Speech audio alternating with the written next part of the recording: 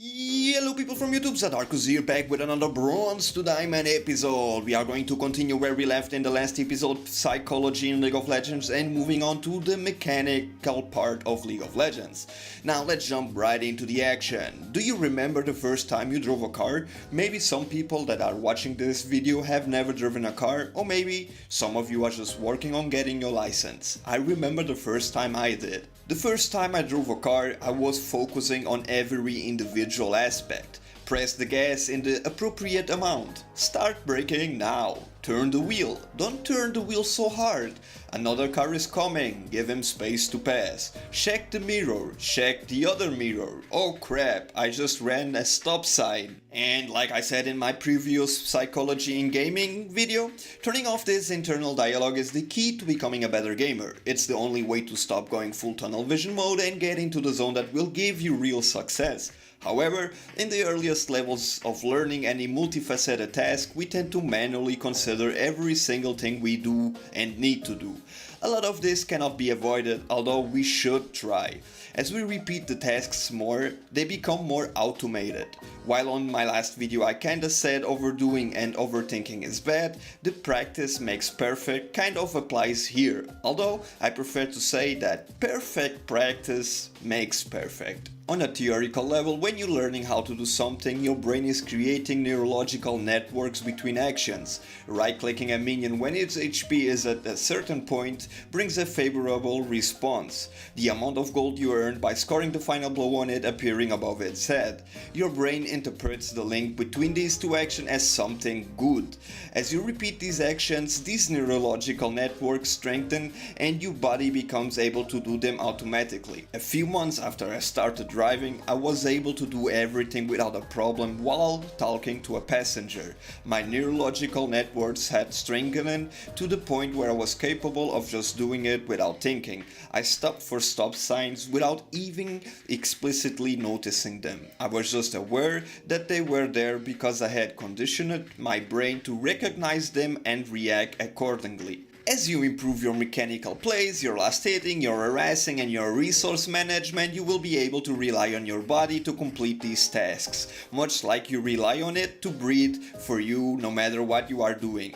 For every individual skill that your body becomes able to complete on its own, you will be able to master a new skill due to the fact that when one process becomes automated, it opens room for you to put attention on another while your muscle memory takes care of the others. Trying to learn everything at the same time will yet lead to learning next to nothing. To utilize this, I recommend the following process. At the beginning of every game, decide one aspect that you want to improve. Keep yourself in a calm mental state through the game and try to make these improvements as effortless as possible. Whatever it be, proper warding, checking the mini-map, last hitting, you want to try and do it in a carefree way, guided by your intuition rather than your thought. If you mess up a little bit, that is okay.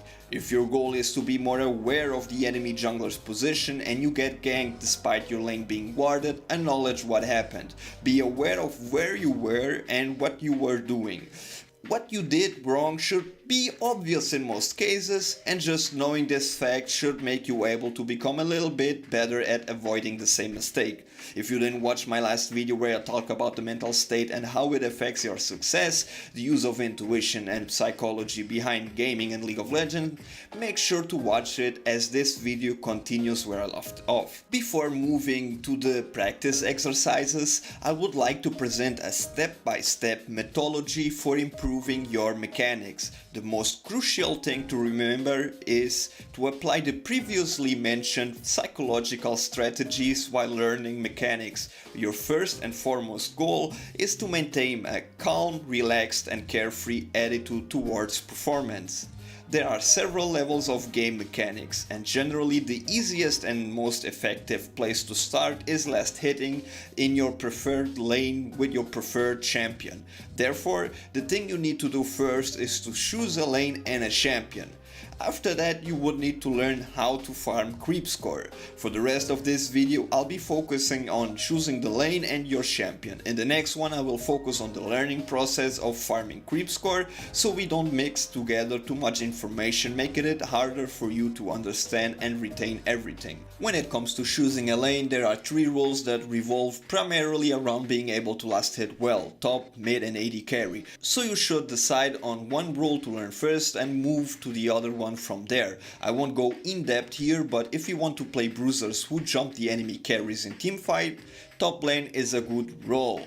If you want to deal magic AoE damage, mid is a good role, and if you want to deal ranged physical damage and probably play the most important role in the late game teamfights, AD carry is the best bet. Now for junglers and supports, it is a little bit more complicated. If there is interest, I will discuss my ideas for improving them in another guide, but both of them require a lot more of a strategic understanding of the game rather than a mechanical one. But do not get me wrong, they do have mechanical aspects to them, like skill shots and avoiding harass, on top of last hits when the main CS taker in the lane isn't present. Skills will carry over from practicing farming to practicing jungling. However, there is a larger gap between the practice we will do and the real games. Now after this, have you chosen a role? Next, choose a champion. If you are unfamiliar with the champions in League of Legends, you'll need a help from a good friend with this. There are many appropriate choices for all 3 of the above roles, but at least in the beginning one thing needs to stay the same. You need to stick to that champion all the time. Play it every game you can. This is how your mechanics will get to a high level. Based on this, we can determine that your main goal here is to choose a champion that is not easily countered, does not fall off stupidly hard, and it's not based around some stupid gimmick. You need a champion that can bring a lot to the table in the mid to late game, despite possibly having a slow early game. It goes without saying that choosing a champion that is mostly banned is a pretty stupid idea if you want to play draft. If you're going top, some good choices would be Aurelia, Jax, Jace, Rumble, Yorick, Singed, Ryze, Cannon, Vladimir, Nidalee, Olaf, Darius, Garen or the like. Do not choose something that falls off late game, something like Pantheon or Renekton. Do not choose something like Shen with the hope that people will not ban him or that they will know how to take advantage of his ultimate. If you are going for the mid, good choices would be Orianna, Ahri, Ziggs, Lux, Annie, Galio, Anivia, Karthus, Twisted Fate, Akali or the like. Do not choose something gimmickly like AP Sion, AP Soraka or LeBlanc. These champions cannot carry nearly as well as the standard AP carries in the mid to late game, and make for a classic pattern that we all know: win your lane, yet you lose the game. And if you choose to go bot lane, your choices are slightly more limited, but Graves, Caitlyn, Lucian, Tristana, Corki, Kog'Maw, Draven, Vayne and most of the other AD carries in the game are a good choice. Teemo is not the AD carry, neither is Cannon. I recommend not falling into the typical tier list or champion popularity traps. Yes, champions that show up in tournaments are often very strong, but 2 things need to be considered. First, they often fall out of fashion for no reason whatsoever despite their viability. And second, these picks are made with great consideration for a level of tactics that you will not find in solo queue. Amumu is a great example for the first one. He was consistently ignored as a pick for months, and then all of a sudden everybody remembered how good he was. Now he's one of the most common bans in ranked again. Ezreal was also ignored until his Pulsefire Ezreal skin came out, and then he ended up getting nerfed because people realized how OP he was once they started playing him. Don't just mindlessly pick after tier list of flavors of the month. Shortly, let me just explain you that I do agree that there are champions that are stronger on different patches, yet that does change with the game timeline. Same goes for the flavors of the month. Many champions are actually pretty strong, people just don't know it or accept the idea. A month ago or something I put out that Swain would be a god tier list. Many people called me retarded. I remember as a fact that he had an insane popularity rise on the weeks after and a pretty high win rate as well. If you like a champion that fits what I explained before, is solid and brings a lot to the table, don't be afraid to train on that champion because it isn't popular. Damn, even Evelyn was a god tier mid laner suddenly when no one picked her a year ago or something like that, and holy crap, she was strong. She was the same as always, yet people didn't even think about it. That made Riot actually nerf her and nerf DFG. Now, have you chosen your role and your champion? Just go with what feels right. You can always switch it up later. Now, for the next step, we'll assume that you've chosen to play Jax in the top lane. He's cheap and extremely powerful and does well with all elos. Your next step is to learn how to last hit with Jax. But I will leave that for the next video so we can strongly focus on the process, since that's what I see most people asking about, and this video is already filled with content and I don't want to explode you with too much information in one go. As I said before, if you try to learn everything in one go, you end up learning nothing at all.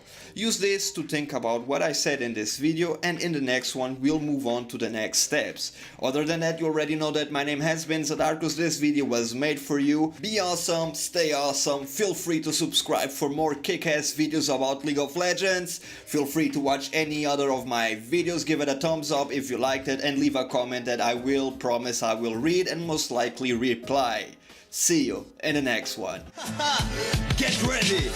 Find your center. Extend your senses. Master yourself. Master the enemy. Act free of doubt. Strike firmly. Force is meaningless without skill. Without skill. There is no kill. Without skill. Better stand still. Without skill. That blood will spill. Without skill. Your team gonna get hit.